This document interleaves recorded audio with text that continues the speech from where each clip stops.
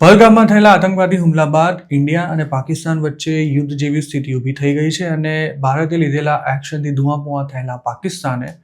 Indian air carriers માટે પોતાની air space બંધ કરી દેતા એર ઇન્ડિયા અને ઇન્ડિગોની ઇન્ટરનેશનલ ફ્લાઇટ્સ પર તેની સીધી અસર પડી છે,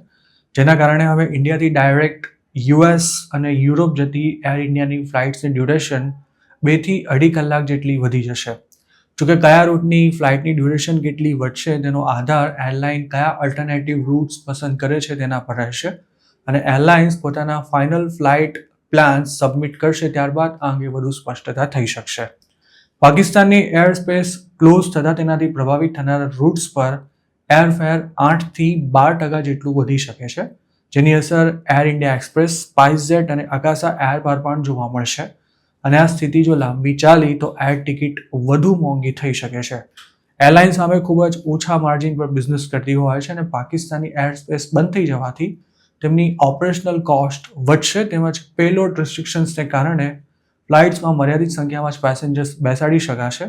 જેનાથી પણ તેમના બિઝનેસ પર અસર થઈ શકે છે. હાલ એર ઇન્ડિયા, ઇન્ડિગો, અકાસા અને સ્પાઇસજેટ ઇન્ટરનેશનલ ફ્લાઇટ્સ ઓપરેટ કરે છે, પરંતુ અમેરિકા સુધીની કનેક્ટિવિટી માત્ર એર ઇન્ડિયા જ પૂરી પાડે છે.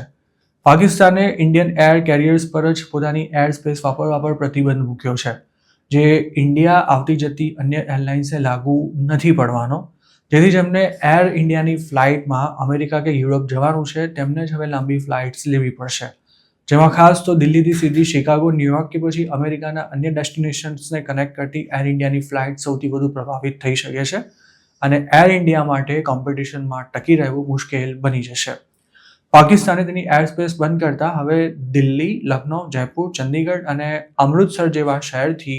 યુરોપ, યુએસ અને પશ્ચિમ એશિયા જતી ફ્લાઇટ્સને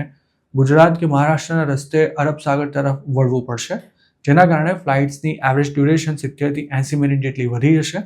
અને તેનાથી ફ્યુઅલનો ખર્ચો પણ વધતા એર ટિકિટ મોંઘી થવાના પૂરા ચાન્સ છે. ટાટા ગ્રુપની એર ઇન્ડિયાએ અંગે જણાવ્યું હતું કે નોર્થ અમેરિકા, બ્રિટન, યુરોપ અને પશ્ચિમ એશિયા જનારી તેની કેટલીક ફ્લાઇટ્સ હવે નવા રૂટથી જશે,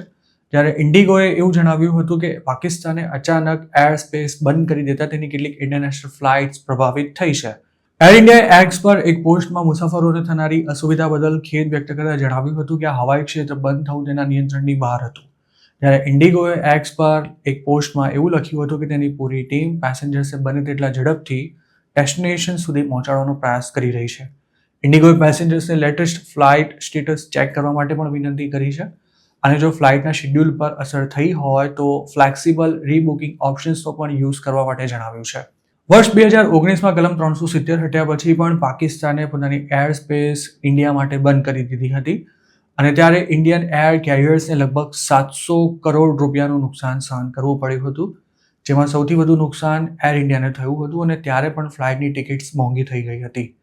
આ જ પરિસ્થિતિનું હવે 2025માં પુનરાવર્તન થતું દેખાઈ રહ્યું છે. જોકે એર સ્પેસ બંધ કરવાથી સૌથી મોટું નુકસાન પાકિસ્તાનને પોતાને પણ થાય છે. 2019માં એર સ્પેસ બંધ કરવાથી પાકિસ્તાનને 400 કરોડ રૂપિયાની આવક ગુમાવવી પડી હતી.